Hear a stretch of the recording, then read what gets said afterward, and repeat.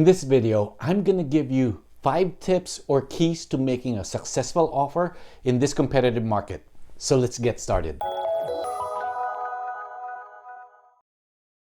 With so many buyers competing for a limited number of homes, it's more important than ever to know the ins and outs of making a confident and competitive offer. Here are 5 keys to success for this important stage in the home buying process. Number 1, listen to your real estate agent.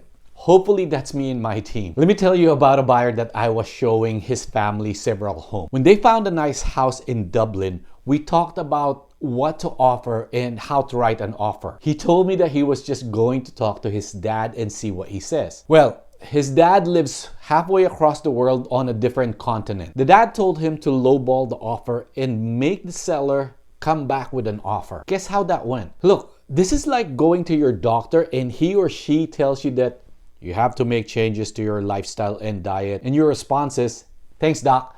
Let me consult with my fat, obese cousin and get his thoughts on this." Okay, I'm not telling you not to get advice or seek other people's opinion, but make sure that the advice you're getting is right and current for the market. A recent article from Freddie Mac offers guidance on making an offer on a home in today's market. Right off the bat, it points out how emotional this can be for buyers and why a trusted professional can help you stay focused on the most important thing. Remember to let your home buying team guide you on your journey, not your emotion. Our support and expertise will keep you from compromising on your must-haves and future financial stability. We or your real estate professionals should be your primary source for answers to the questions you have when you're ready to make an offer. Not your neighbor, not your office mate, not cousin Vinny. The two youths. To what?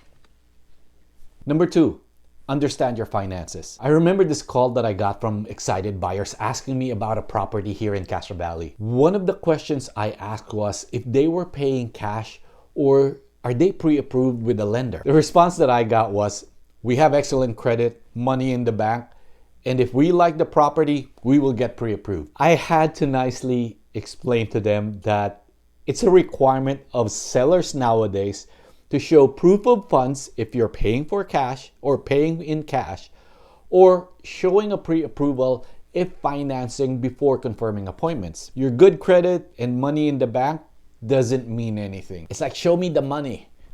Show me the money.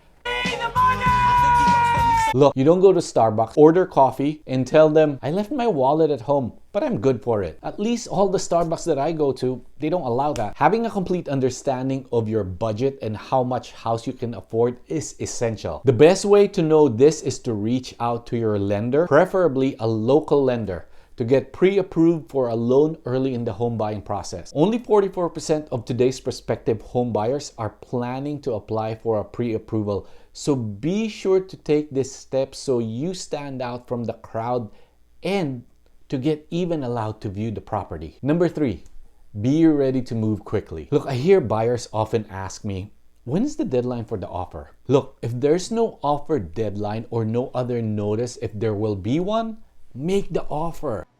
I'm going to make him an offer he can't refuse.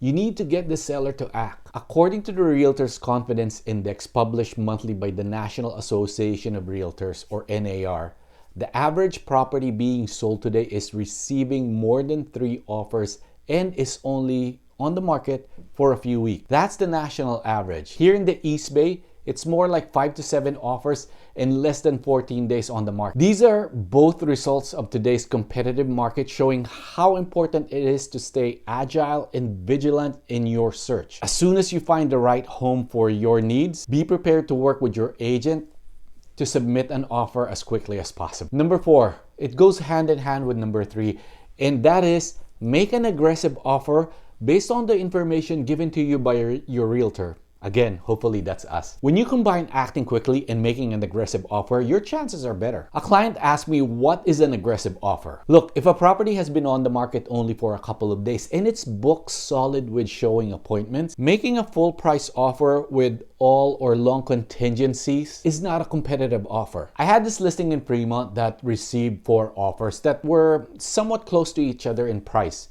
One offer stood out from the rest. The offer was at list price. There were other offers above list, But this one had no loan contingency, even though they were getting a loan, no appraisal contingency, and no inspection contingencies either. The buyers reviewed all our disclosures and the inspections and felt comfortable with the condition of the house. It was essentially an all-cash offer. Guess which offer my sellers ended up accepting? The non-contingent one. Why? Simple.